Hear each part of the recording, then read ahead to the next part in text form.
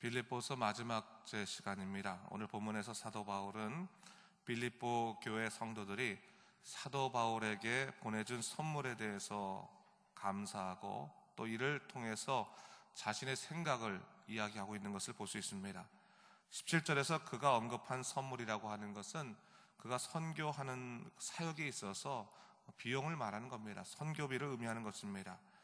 사도 바울은 빌립보 교회가 보낸 이 선교비가 얼마나 가치롭게 쓰였는가를 감사하면서도 동시에 그리스도인이라면 어떠한 형편에 놓이든지 주님의 주시는 능력으로 살아가야 된다, 그것을 지금 증거하고 있는 것을 볼 수가 있습니다.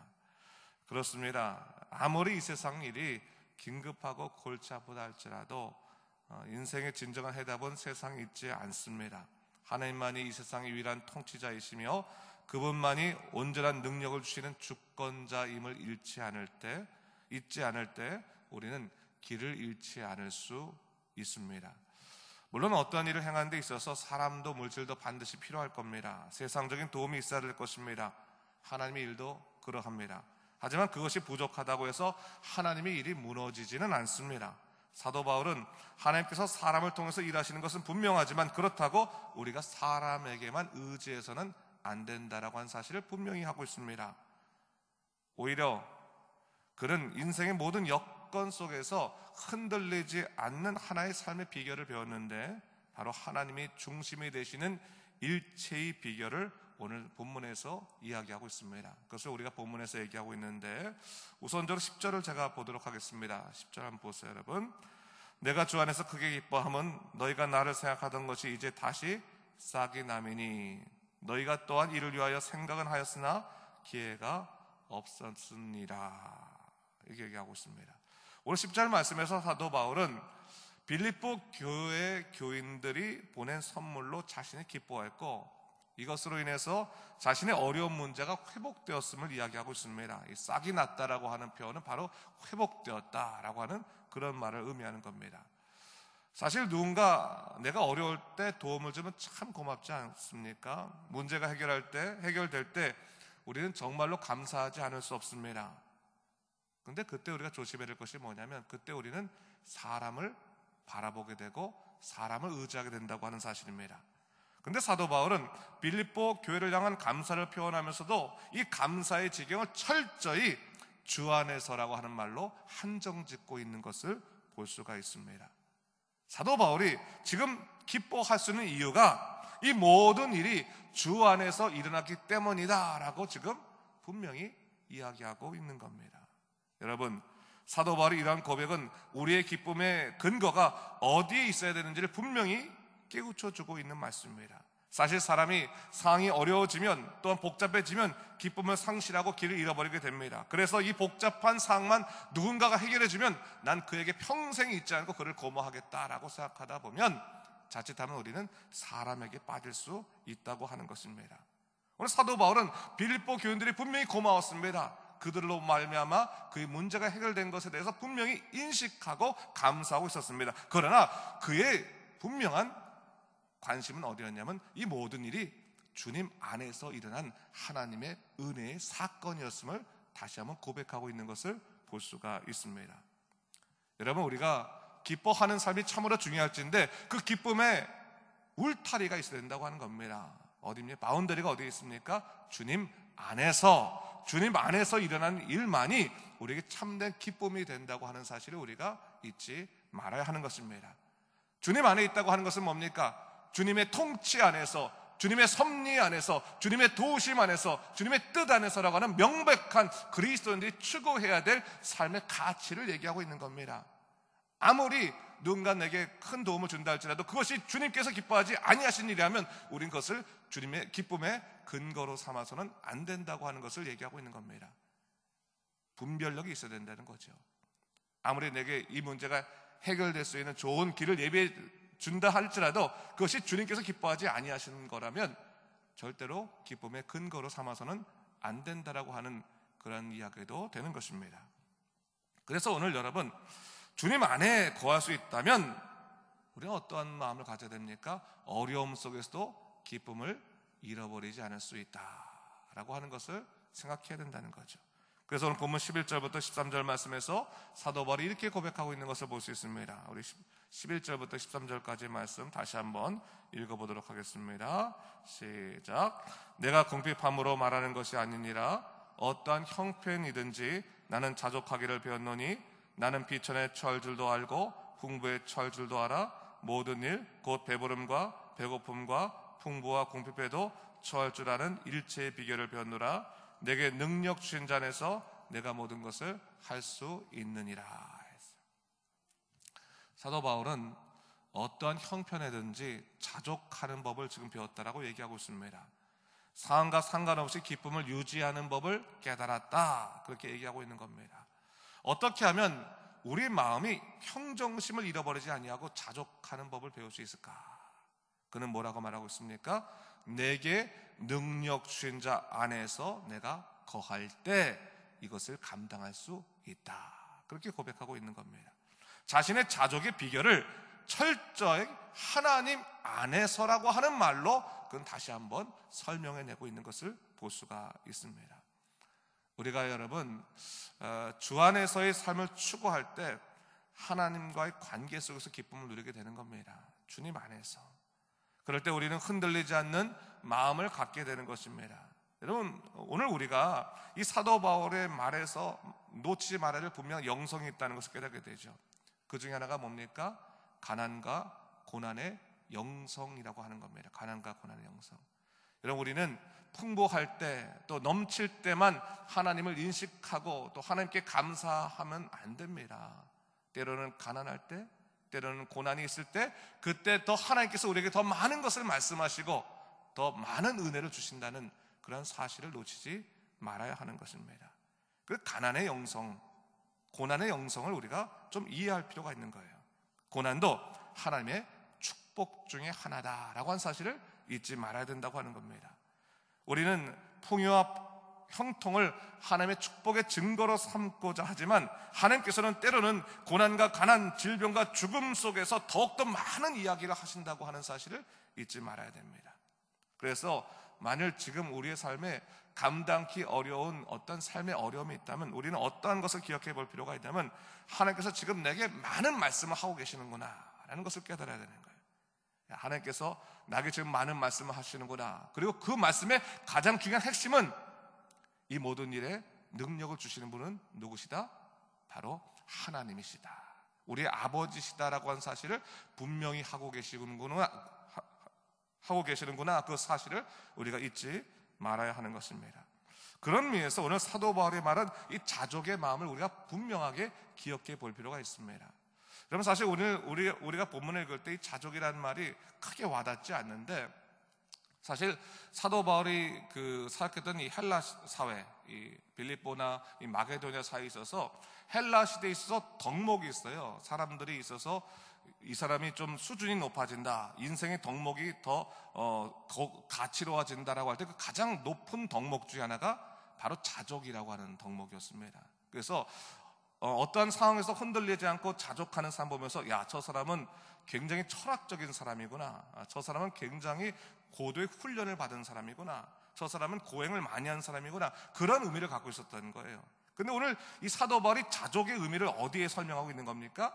인간 스스로의 수련이나 혹은 인간 스스로의 어떤 인격적인 덕목으로 보지 않고 이 자족이라고 하는 것은 어떻게 주어진다고요? 하나님을 온전히 인격적으로 만날 때, 예수 그리스도를 만날 때 주어지는 것이다. 예수님을 만나게 됐을 때 우리는 드디어 자족하는 삶을 살게 된다, 흔들리지 않는 그런 영성을 갖게 된다라고 하는 것을 지금 얘기하고 있는 겁니다. 다른 말로 하면 우리에게 뭐라고 지금 증거하고 있는 겁니까? 우리가 언제 염려를 극복할래? 언제 걱정을 극복할래? 상황이 해결돼서 극복되는 것이 아니라 예수 그리스도를 온전히 만날 때, 그분을 의지할 때 우리는 이 모든 염려와 걱정들을 극복할 수 있다. 스스로 그래서 우리는 만족할 수 있는 자족의 삶을 살아갈 수 있다라고 지금 얘기하고 있는 겁니다. 여러분, 때때로 어렵고 힘들 때 예수 그리스도로 말미암아 온전히 바로 서시는 자족하신 여러분 되시기를 주님의 이름으로 축원합니다. 자, 오늘 본문 14절 이후에 보면요, 사도 바울이 이러한 자기 고백을 얘기하면서 빌립보 교회들이 혹시 자기의 고백을 듣고 나서 오해하지 않을까 해서 한 가지 설명을 덧붙이는 것을 볼 수 있습니다. 뭘 얘기하고 있냐면, 그가 어떠한 형편에서든지 자족하는 비결을 터득했다라고 하는 것이 혹시 빌립보 교회 성도들이 보낸 그 선물에 대해서 지금 내가 소홀히 여기고 있다라고 하는 생각으로 변질되지 않을까 싶어서 그가 뭐라고 지금 얘기하고 있습니까? 너희들이 내게 준 그 모든 선물이 어떻습니까? 내 괴로움에 동참해 준 것이다 라고 설명해 주고 있는 것을 볼 수 있어요. 여러분, 여기서 우리가 한 가지 더 생각해 볼 것이 있습니다. 우리 그리스도인의 삶이라고 하는 것이 결국 뭐예요? 그리스도인의 삶이 그리스도를 따라가는 삶을 말하는 거거든요. 이 빌립보서에 의하면 그리스도의 삶을 살아가기 위해서 우리가 첫 번째로 해야 될 것은 뭐냐면 그리스도의 마음을 우리가 갖는 것입니다. 그리스도의 마음을 갖는다고 하는 것은 철저히 낮아지는 삶, 겸손한 삶, 어떠한 삶에 흔들리지 않는 하나님을 의지하는 삶이라고 한다면, 두 번째는 뭐냐면 그리스도께서 이루신 삶을 따라가는 삶도 우리에게 중요한 겁니다. 그리스도의 통로가 되는 삶. 여러분, 그리스도께서 어떤 삶을 사셨습니까? 죄된 인간들을 하나님과 이어지는 중보의 삶을 살지 않았습니까? 그렇다면 오늘날 우리도 어떤 삶을 살아야 됩니까? 세상 사람들을 하나님께 나아가는데 통로가 되는 삶을 살아야 되는데, 그런 그리스도의 통로, 사랑의 통로의 삶을 살아야 할 텐데, 오늘 빌립보 교인들이 그렇게 살았다고 하는 것을 사도 바울이 지금 감사하고 있는 겁니다. 특별히 자기에게 대한 그 선교비, 선물에 대한 것을 통해서 나는 너희들을 통해서 그리스도의 사랑을 다시 한번 누리게 되었고, 너희들이 그렇게 한 것은 하나님께 드리는 향기로운 제물이었다라고 지금 설명하고 있는 것을 볼 수가 있습니다. 18절 말씀인데, 제가 18절 말씀 한번 읽어보도록 하겠습니다. 본문 보세요, 여러분. 내게는 모든 것이 있고 또한 풍부한지라. 에바브로 디도 편에 너희가 보내준 것을 받음으로 내가 풍족하니 이는 받으실 만한 향기로운 제물이요 하나님을 기쁘시게 한 것이라 이야기하고 있어요. 사도 바울이 말하는 내게는 모든 것이 있고 풍부하다고 하는 것은 지금 물질적으로 가득 차 있다는 것을 말하는 것이 아니에요. 이 말은 뭐냐면 너희가 준 것들이 내게 아주 적합하였다라고 하는 것을 얘기하는 거예요. 적합하였다. 여러분, 하나님께서요 사람을 통해 역사하실 때 그렇습니다. 정말 내게 꼭 필요할 때, 정말 내가 어떻게 감당하기 어려운 삶에 놓였을 때 하나님께서 사람을 통해서 역사하셔서 우리의 필요를 채워주세요. 그리고 하나님께서는 그 필요를 채워진 그 사람들에 대해서 뭘 얘기하고 있냐면 너희가 하는 그 모든 행동들은 뭐예요? 하나님께서 기뻐하시는 향기로운 제물이다. 하나님이 받으실 만한 향기로운 제물이다. 하나님을 기쁘시게 한 것이다 라고 분명히 이야기하고 있습니다. 여러분 스스로가 그리스도의 통로가 되어야 됩니다. 여러분들이 뭔가 여유롭기 때문에 남을 돕는 것이 아니라 여러분들이 하나님을 생각하며 다른 사람을 도운 그 작은 한 가지 그 도움들이 하나님의 놀라운 역사를 일으켜주고 그리스도를 드러내는 놀라운 역사의 통로라는 사실을 잊지 말아야 한다는 겁니다. 그것이 바로 향기로운 제물이고 하나님이 받으실 만한 것이고 또 하나님을 기쁘시게 한 것이라는 사실을 오늘 사도 바울의 고백을 통해서 우리가 발견할 수 있어야 된다고 하는 것입니다.